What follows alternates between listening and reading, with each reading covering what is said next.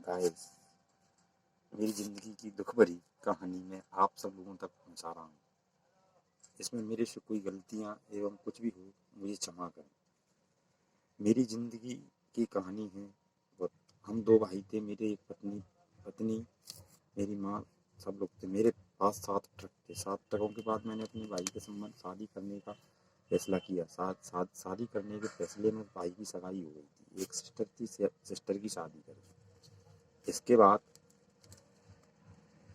मेरी पत्नी गुजर गई है। मेरे पास एक 7 वर्ष का बच्चा छोड़कर खत्म हो गई। मैंने सोचा, ये लोग बाग बोलते थे कि बेटा तुम्हारी ज़िंदगी बहुत बेकार हुई है, क्या है क्या नहीं है। तो मेरे को एक दिन ऐसा उपमान आया कि कोई अपने जीवन को संवार सके, एक ऐसी लड़की ढूंढ लो। तो हमने ऐसे तैसे एक ड्राइवर में सोनू नमस्कार करके रखा था कि ऐसे ऐसे मेरी सास बहुत परेशान और दुखी रहती है। मुझे कोई ऐसा मालूम नहीं था कि ये लोग सब मिले जुले हुए हैं या क्या है। ये लोगों का धंधा बिजनेस चलता है, ये मेरी समझ में नहीं आया। इसके बाद मैं ड्राइविंग करता रहा। उसके समय 31 मार्च 2019 को, जब इसको जो पहला लॉकडाउन जो लगा, उस समय मैंने इनका नंबर लिया, इनसे बात की। बात करने के बाद किरण तिवारी करके एक महिलाएं थी, बोलती थी कि मेरा पति था वो खत्म हो गया, कानपुर की रहने वाली हैं, दिल्ली में रहती थी, क्या करती थी क्या नहीं करती थी। तो मैं बताता चाहता हूँ। उन्होंने मुझसे कहा, मैं तुमसे ऐसा करती हूँ वैसा करती हूँ, मैं तुम्हारी ज़िंदगी को संवार दूंगी। तो मैंने कहा, इससे अच्छा और क्या होगा, इससे भला इंसान और कौन हो सकता है। तो मैंने बताया। फिर इसके बाद हमने किरण तिवारी जी से लॉकडाउन के समय शादी कर ली, जो भी सब कुछ। फिर इसके बाद किरण तिवारी जी 2-3 महीने रहने के बाद फिर दिल्ली चली गई। मैंने कहा रह करके आ जाएंगी। फिर इसी तरह से सुपरी आ गई। सुपरी आई तो इन्होंने एक बच्ची थी उनकी, पता नहीं मुझे, उन्होंने शादी की। लोग आग बोलते हैं इन्होंने किसी को बेच डाला या क्या किया, मुझे XYZ कोई मालूम नहीं।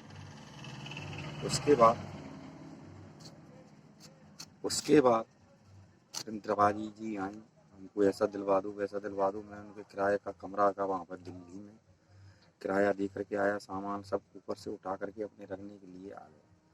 कुछ वक्त ऐसा आ गया कि दोबारा दूसरा लॉकडाउन जो लगा, दूसरे लॉकडाउन में किरण तिवारी जी अगली होली के बाद बैसाख के महीने में 13 या 14 तारीख को हमारे से घर छोड़ के, अकेला सूना घर छोड़ के भाग गई। अब मेरे पास जो भी कुछ था वो लेकर के भाग गई। मैं अपने ट्रक पर चला गया था, ट्रक चलाता हूँ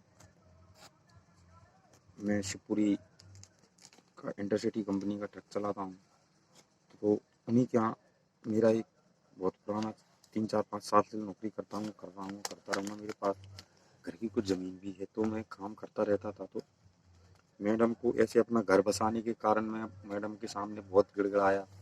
दोबारा जाने के बाद, गिड़गिड़ाने के बाद मैडम आई। मैडम ने आकर के फिर ऐसा ही नाटक किया, क्योंकि मैडम को ऐसी आदत पड़ी हुई थी। इसके बाद मेरे से गाली गलौज का वो करने लगी, तो हम इनसे और आभार व्यवहार के साथ गाली गलौज करने लगे।